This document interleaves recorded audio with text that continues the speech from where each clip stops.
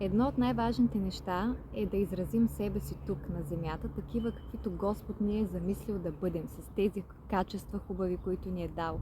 Но света така прави, модерният свят, че изражда тези качества. Хора, които Бог им е дал дара да бъдат щедри, те стават прахосници и прахосват средствата си за глупости.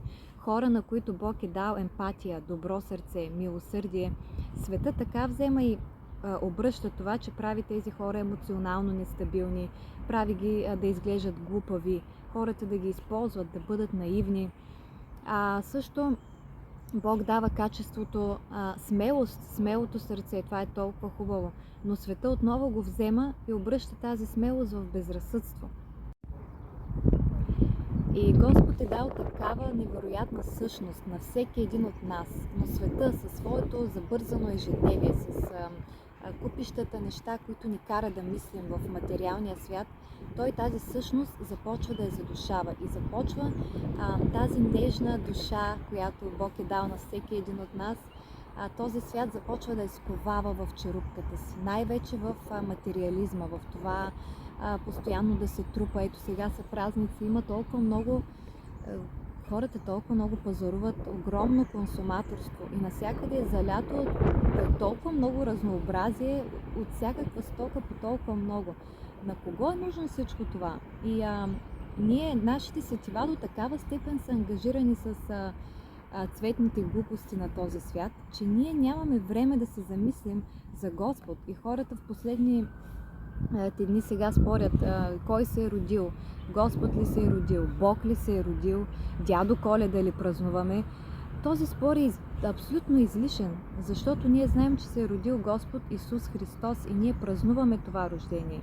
Но още по-важното е, че в нашия живот има два най-важни момента. Единият момент е това, че Бог е решил ние да се появиме тук на земята, че ние сме се родили. Това е първото най-важно. Второто най-важно нещо не е да разберем защо сме се родили. Не, второто най-важно нещо е Господ Исус Христос да се роди в нашите сърца. Само тогава човек може да има пълноценен живот.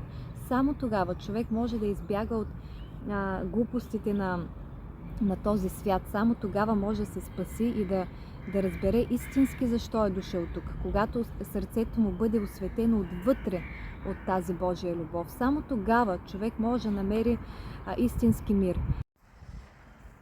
И за да влезе Господ в нашите сърца, ние трябва да ги изчистим, да направим място. Те са както чакаме гости вкъщи, ние оправяме, ние подготвяме, те няма как да влязат в една стая, която е претоварена с кашони, с бокуци.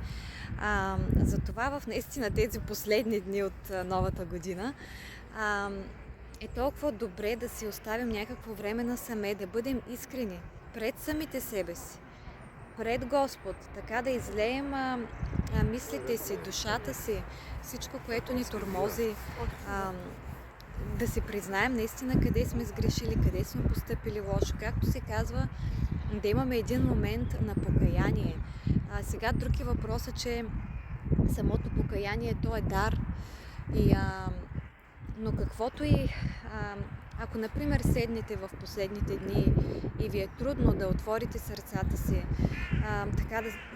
наистина да потърсите Бога, просто за всяко нещо може да му се помолим.